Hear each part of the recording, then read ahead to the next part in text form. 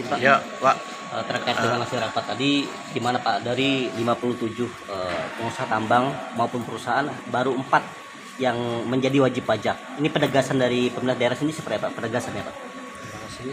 Ya, kami berharap bahwa dari 57 perusahaan pertambangan yang ada di Kepulauan Daerah, baik yang sudah operasional maupun masih tahap eksplorasi, Ya.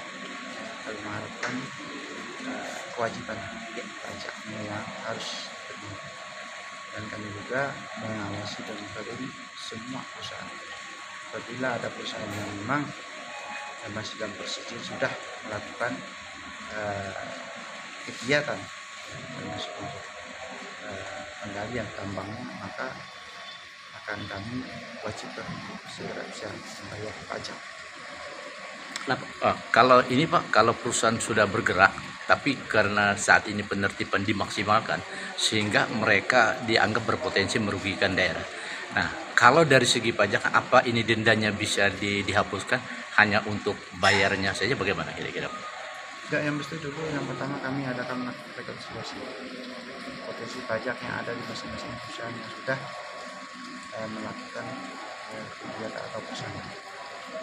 Sehingga nanti setelah dari hasil hitungan itu dari tim teknik kita dapatkan potensi pajak yang nanti akan dibayarkan oleh yang perusahaan.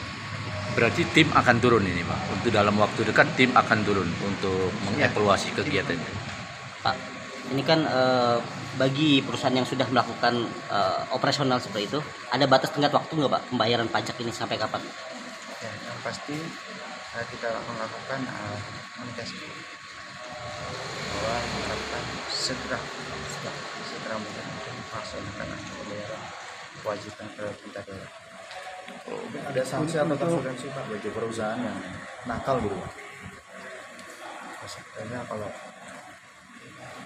sanksi itu ada yang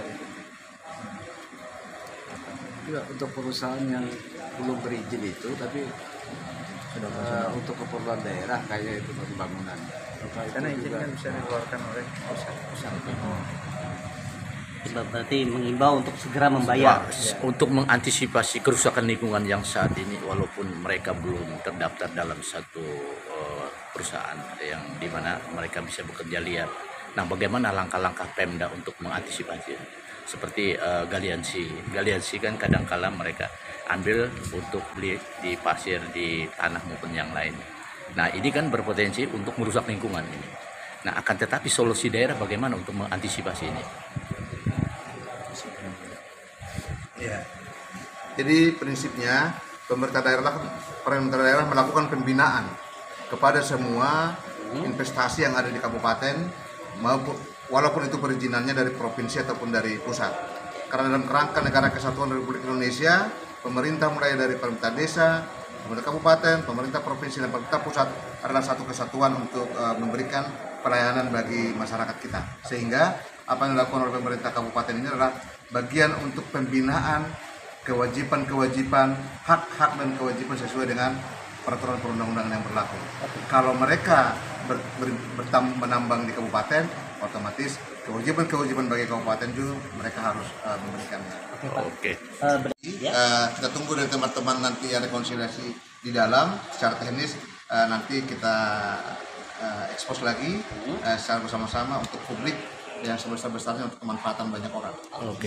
Mungkin himbauannya Pak kepada perusahaan yang ada di Kobar sebelum evaluasi turun gitu.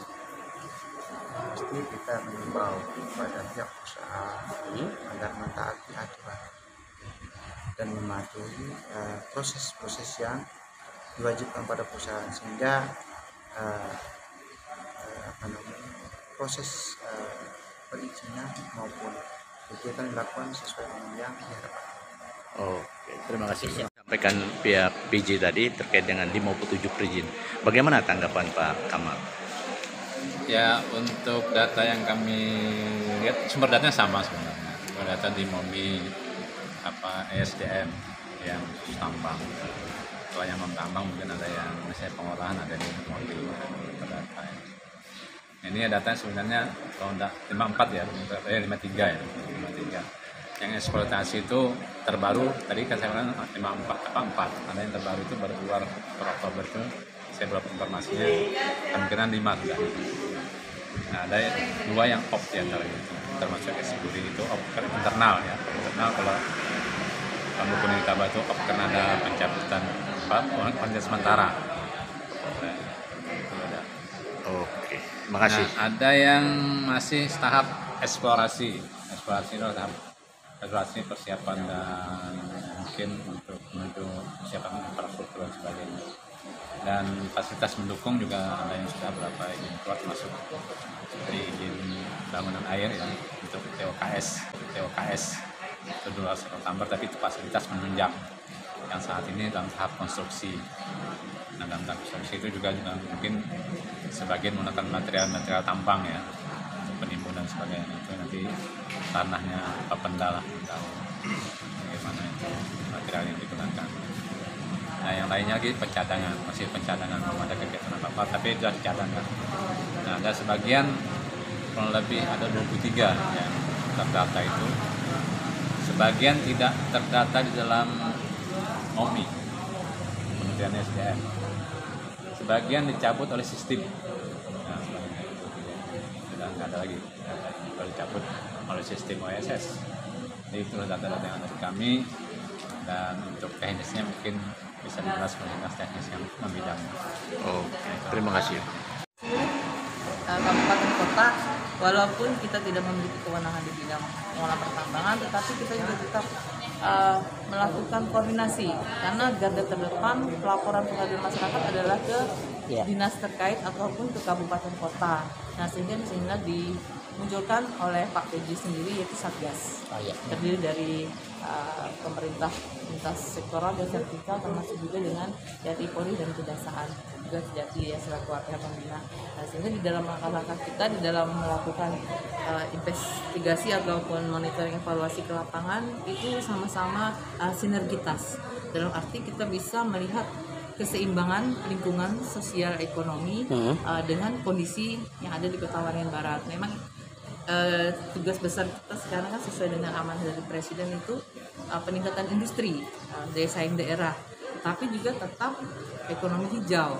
Artinya kita tetap melihat kondisi lingkungan. Maka tadi juga disampaikan oleh Bapak berapa besar investasi di Kota Waringin Barat, berapa PAD yang diperoleh, terus berapa kekuatan lingkungan yang masih ada, baik itu kualitas air, udara, dan tutupan lahan, termasuk kerugian bencana yang dialami Kota Waringin Barat selama ini, sehingga itu bisa menjadi bahan evaluasi bersama, termasuk juga tata ruang. Nah, jadi kesesuaian tata ruang itu harus menjadi garda terdepan. Jadi kalau tidak sesuai dengan tata ruang, tentu izin-izin tidak bisa keluar.